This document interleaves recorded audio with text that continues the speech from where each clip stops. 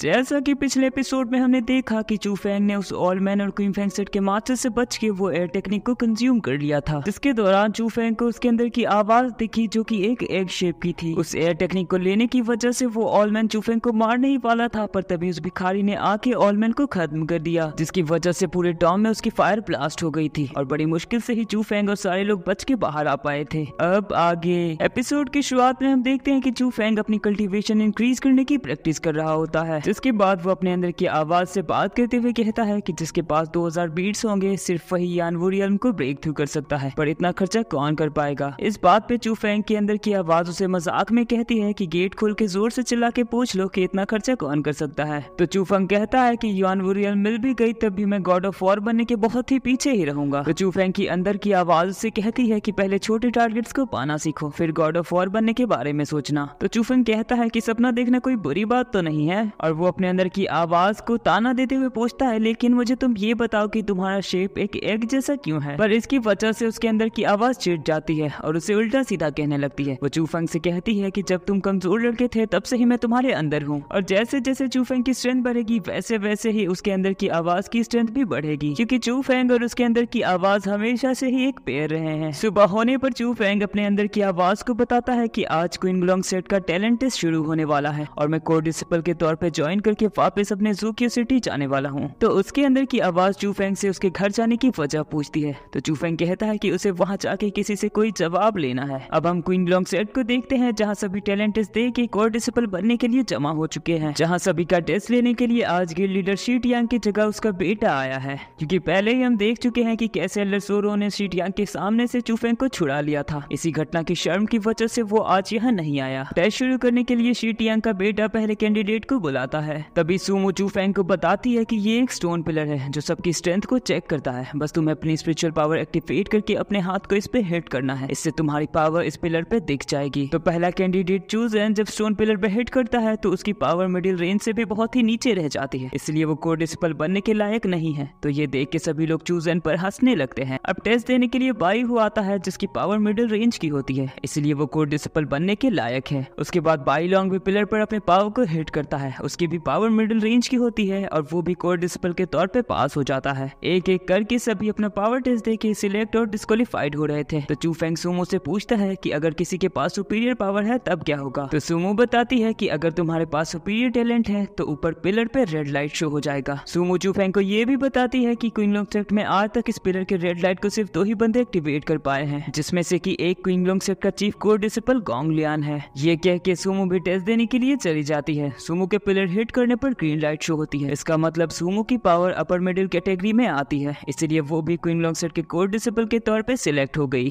तो अब चीफ सभी से पूछता है कि क्या ये टेस्ट किसी और को देना है। तभी चू फेंग सामने आता है ये कहते हुए कि उसे ये टेस्ट देना है, पर चीफ चू फेंग से कहता है कि तुम तो पहले ही कोर डिसिपल बन चुके हो पिछले केव वाले असेसमेंट को पास करके। चू फेंग कहता है कि मैं ये टेस्ट देके अपनी पावर चेक करना चाहता हूँ। तो इसके लिए सभी स्टूडेंट्स भी चू फेंग को पीछे से सपोर्ट देने लगते हैं। अब चू फेंग टेस्ट करने के लिए अपने हाथों से पावर जनरेट करके पिलर को हिट करता है। चू फेंग को ये एक्सपेक्टेशन थी कि वो भी इसके रेड पार्ट यानी सुपीरियर लेवल को टच कर देगा, पर चू फेंग के हिट करने पर कोई भी लाइट शो नहीं होती। तो सभी को ये लगता है कि चू फेंग के अंदर जरा भी पोटेंशियल नहीं है, इसीलिए सारे स्टूडेंट्स चू फेंग पर हंसने लगते हैं। तो चीफ सभी को अब प्रैक्टिस के लिए ग्राउंड में जमा होने को कहता है। तभी इस पिलर के सबसे ऊपरी हिस्से में क्रैक आ जाता है जो कि कोई नहीं देख पाता, सिर्फ क्वीन फेंग सेट का मास्टर जो चू फेंग का पीछा कर रहा था और क्वीन ग्लोंग सेट के सबसे हेड मिस्टर सॉन्ग के अलावा। वो दोनों ये देख के बात करते हैं कि चू फेंग ने इस पिलर के लेजेंडरी पार्ट को ब्रेक कर दिया जो कि आज तक क्वीन ग्लोंग सेट में कोई ना कर सका, क्योंकि अगर किसी के पास सुपीरियर पावर भी है तो उसके साथ वो इस पिलर के सिर्फ रेड लाइट को ही एक्टिवेट कर सकेगा। इसीलिए ये देख के मिस्टर जोंग कहते हैं कि चू फेंग आगे जाके सबसे ताकतवर और यूनिक वॉरियर बनेगा। अब सीन क्वीन ग्लोंग सेट के ट्रेनिंग ग्राउंड में शिफ्ट होती है, जहाँ चू फेंग चिंता में था कि उससे पिलर की लोअर लाइट भी एक्टिवेट नहीं हुई, पर सुमो से समझाती है कि उसे इसके बारे में ज्यादा नहीं सोचना चाहिए, क्योंकि ये कोई मिस्टेक भी हो सकती है जिसकी वजह से लाइट एक्टिवेट नहीं हुई। इसलिए चू फेंग को खुद को एक पत्थर के टुकड़े से कंपेयर नहीं करना चाहिए। तभी ट्रेनिंग ग्राउंड में chief core disciple gong Lian आता है और वो सभी को टेस्ट देने के लिए मोटिवेट करने लगता है। तभी उसे सुमो सुमो के गले में कुछ पेंडेंट जैसा दिखता है, तो वो उसे सुमो के गले से रूडली खींच के इसके बारे में पूछता है। तो सुमो बताती है कि ये उसके ये अलायंस का एम्बलम है। तो ये सुन के गोंग लियान उस पेंडेंट को क्रश कर देता है, ये कहते हुए कि यहाँ किसी भी दूसरे अलायंस की पहचान लाना मना है। और वो सुमो को वार्निंग देता है कि यहाँ क्वीन लोंगसेट की पहचान के अलावा उसके पास कुछ और नहीं होना चाहिए। तो गोंग लियान के ऐसे रूड बिहेवियर से चूफेंग को गुस्सा आता है, इसलिए वो गोंग लियान से बदतमीजी से बात करने लगता है। इतने में गोंग लियान गुस्से में आके तुरंत चूफेंग को गले से पकड़ के जमीन पे पटक देता है। ये देख के सभी डर जाते हैं। गोंग लियान चूफेंग को नीचे गिरा के कहता है कि मैंने हमेशा से तुम्हें बढ़ाना चाहा,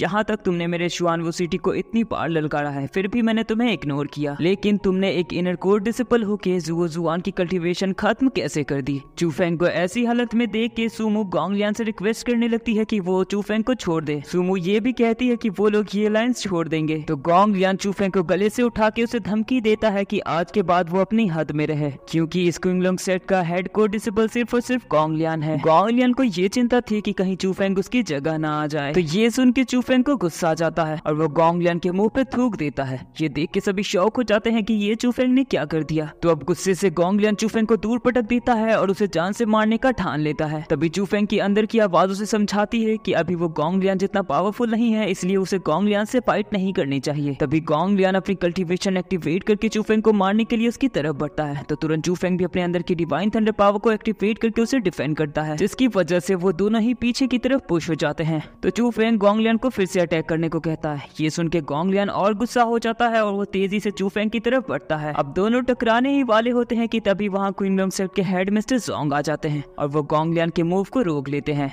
मिस्टर जोंग को देख के सभी उनकी रिस्पेक्ट में नीचे झुक जाते हैं। चूफेंग भी उन्हें देख के सोचता है कि क्वीन लोंगसेट के हेड मिस्टर जोंग यही है। मिस्टर जोंग गोंग लियान को डांटते हुए कहते हैं कि तुम चीफ कोर डिसिपल इसीलिए नहीं बनाए गए हो ताकि तुम यहाँ खून खराबा कर सको। तो गोंग लियान कहता है कि चूफेंग अपने आप को ताकतवर दिखाने की कोशिश करता है, उसने लियू और जुओ जुआन की कल्टीवेशन को भी अबॉलिश कर दी है। तो चीफ कोर डिसिपल होने के नाते से ये मेरा फर्ज है कि मैं इसके खिलाफ एक्शन लूं। तो मिस्टर जोंग कहते हैं कि क्या तुम्हें नहीं पता लियू और जुओ जुआन की क्या हरकत थी? अगर चूफेंग उसकी कल्टीवेशन अबॉलिश नहीं भी करता तो मैं जरूर कर देता। तो गोंग लियान कहता है कि आप चूफेंग को बचाना चाहते हैं। तो मिस्टर जोंग कहते हैं कि जीनियस डिसिपल को बचाना तो मेरा फर्ज है। तो गोंग लियान कहता है कि क्या सच में आपको लगता है कि ये जीनियस है? मिस्टर जोंग कहते हैं कि भले ही यार तुमसे कमजोर है, लेकिन 10 साल के बाद ये तुमसे कहीं ज्यादा ताकतवर हो जाएगा। तो इस पे चूफेंग कहता है कि 10 साल तो आपने बहुत ही ज्यादा बोल दिया, 1 साल ही काफी है। चूफेंग की ऐसी कॉन्फिडेंस को देख के मिस्टर जोंग भी शॉक हो जाते हैं और ये सुन के गोंग लियान हंसने लगता है और चूफेंग को चैलेंज करता है कि 1 साल बाद इसी जगह वो उसे फाइट करेगा और अगर चूफेंग ने उसे हरा दिया तो वो दोबारा अपना चेहरा कभी क्वीन लोंगसेट को नहीं दिखाएगा। तो चूफेंग भी इस चैलेंज को एक्सेप्ट कर लेता है, पर मिस्टर जोंग चूफेंग को समझाते हैं कि गोंग लियान शुआनवू रियल्म पर है, इसलिए उसे सोच के कदम रखना चाहिए। पर चूफेंग ठान लेता है कि उसे गोंग लियान को हराना ही है और उसका साथ देने के लिए उसके अंदर की आवाज भी तैयार हो जाती है। अब चूफेंग ये सोचता जा रहा था कि उसके अतीत और उसके बचपन के बारे में उसके डैड ने उसे कभी नहीं बताया, चूफेंग के पूछने पर भी। और चूफेंग उस चियानवू टॉम के भिखारी के बारे में सोचता है कि आखिर वो कौन है और वो चूफेंग को कैसे जानता है। तभी सुमो वहाँ आ जाती है क्योंकि 10 दिन बाद उसका बर्थडे आने वाला है, इसीलिए वो चूफेंग को इन्विटेशन देने आई थी। अब सीन शिफ्ट होता है जहाँ चूफेंग अपने घर लौट रहा था और वो घर पहुँचते ही सीधे अपने डैड से अपने असली पेरेंट्स के बारे में पूछ देता है।